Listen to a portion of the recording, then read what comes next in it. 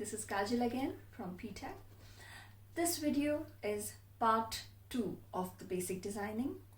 Like in the earlier video, we have discussed about the importance of mood board in designing. This time we're going to discuss the art of layout, the use of proximity, the use of negative space. It is always good to embrace the negative space, and there are some tips on how and which font we should use. So let's continue our second part, and this is the end part of the basic designing too. So now I'll start my presentation. Hey folks, as I've told you earlier, this is about the basics of designing part 2, and here we will discuss about art of layout, the proximity, the use of proximity, the contrast. Let's start it. So first of all, we'll discuss about the art of layout. Art of layout is how are you laying down your elements on a design. It is very important to understand. How would I say is that the aim is to present information in a logical, coherent way, making that the essential elements stand out.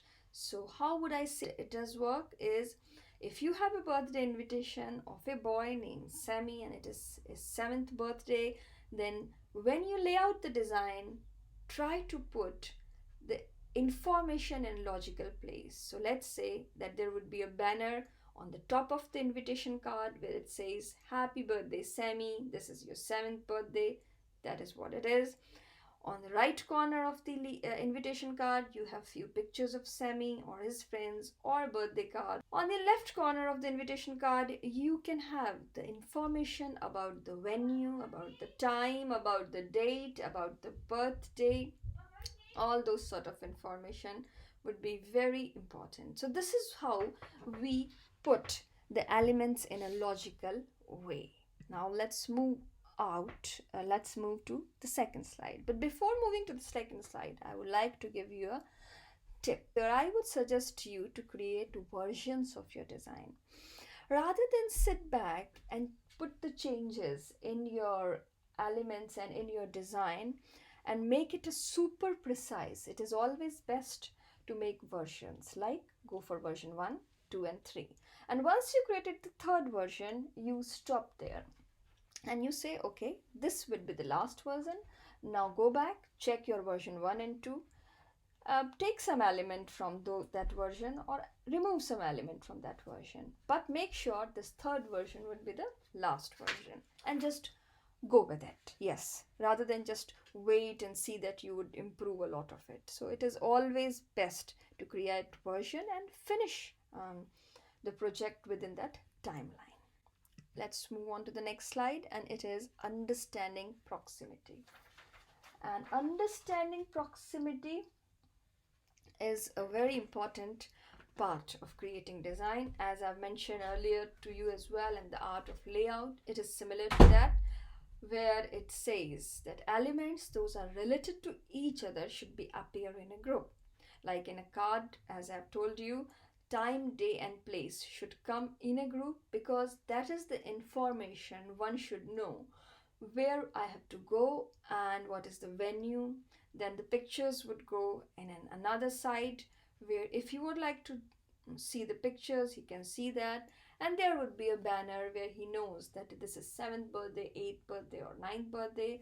And then the top corner, right top corner, it can be the name of the person who you are inviting. So these sort of a proximity makes a lot of difference.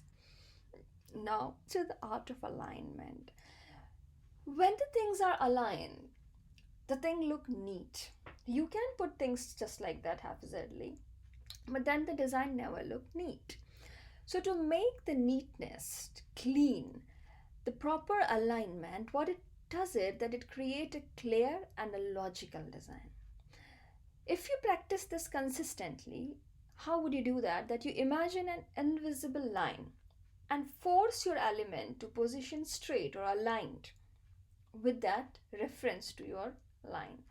Now sometimes you have 3 or 4 elements together and it's not easy for you to do that way. Then put those elements in a grid, because when the elements are in a grid, then it is more easier for us to align them, because then you'll have 4 grids and you will do it accordingly how the grid will move. So if you have lesser than 3 and 4 elements, imagine it and try to force the element to position in a straight line or aligned in a left corner or a right corner or in the middle corner. If not, then use the grid. So in this slide I've tried to do that, so find out.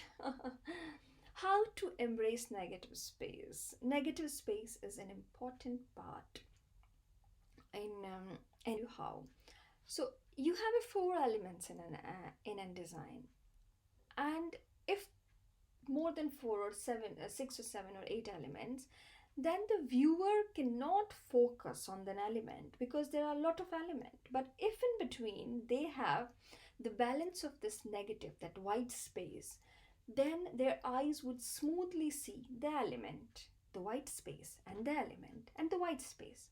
It creates a balance in the design. It creates a simplicity, it creates a focus on your elements for the viewer as well. The viewer will focus on each element. So the focus will be on the first element, then it's a break with the white space, then the second element, then the break with the white space. So embrace the negative space. It is very important because it gives the focus to see the main elements of the design.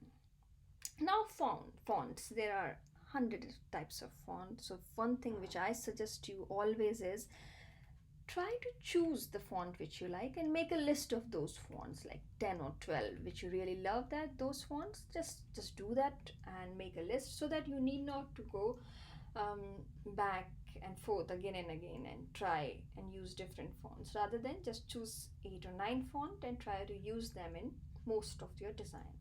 Now I would suggest you 3 here. One is serif. It is a classic style, and the book cover or the book designs are used with this classy style, and it helps your eyes to move along the line of text. So what all your text is saying, your eyes would move according to that font. Another one is sans serif. It is a very modern font, and it is quite similar to serif actually.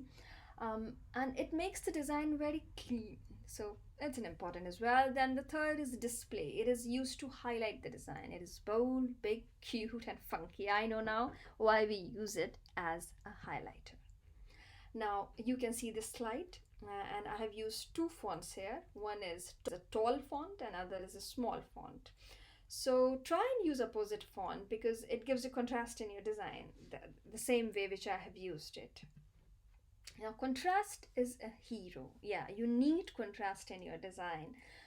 How does it make a difference? It does make a difference. Like I have shown you 4 examples here. So in this particular example, this is combination of a light and a dark contrast where this has been used. In another example, it is a big and a small contrast. So these 2 doors are highlighting. This one is big and one is a small, and this create a contrast and it create good vibes in the design.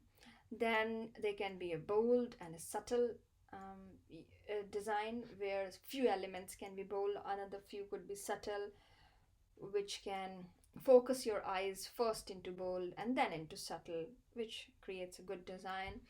Repetition could make design pop up. Yes, it does. Like you can see these repetition in the design. So there are 3 or 4 repetitions, and this creates a pattern in a design, and it is liked by many people. So but it is always important to use repetitions nicely and precisely, otherwise it can create disaster as well.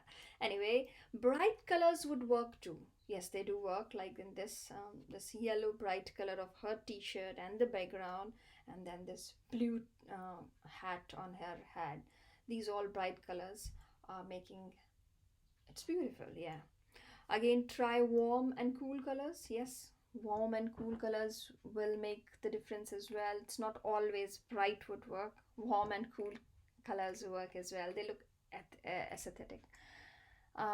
You can use a lot of these things. One thing before leaving here, I would like to tell you, and that is when you scroll some design, try to have an hierarchy.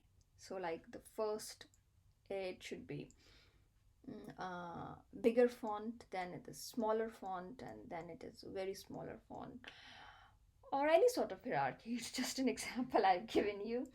And why so? That sometimes you have some information which only attracts, which you only put so that it attracts the information, so that they design. Like you have some free product and you are giving giveaway and you want to promotion it. So when you create the design, make sure that free thing it highlighted. It should grab attention of the people. So it can be bold, it can be bright, and it can be different way than any other information on that promotional design, because the viewers will only come to your design when they'll see that free thing. So once they see that this thing is free, then they're going to see the other part of the promotional thing, that is what is it, where it is, how we'll get it free, and all those things. But that free word itself is in a way, itself is a very important. Same like if you have if you work in a charity and you want people to donate, and you think that it's an animal charity, then put that name of the charity in a bowl, so that people who loves animal, they just see that what is this thing about the animal, and then they check out the design and they found out that this is a beautiful charity, and then the rest of information. So whatever the information which you really want to pass or view by the people, then you should make that information instantly little bit bold or funky, so that that part of the design attracts other. So now you're ready to create design, and I wish you good luck, and it will be really good to see your design on my group. So welcome on the group, on my Facebook group, and put your designs. It would be lovely to see your design. Bye bye.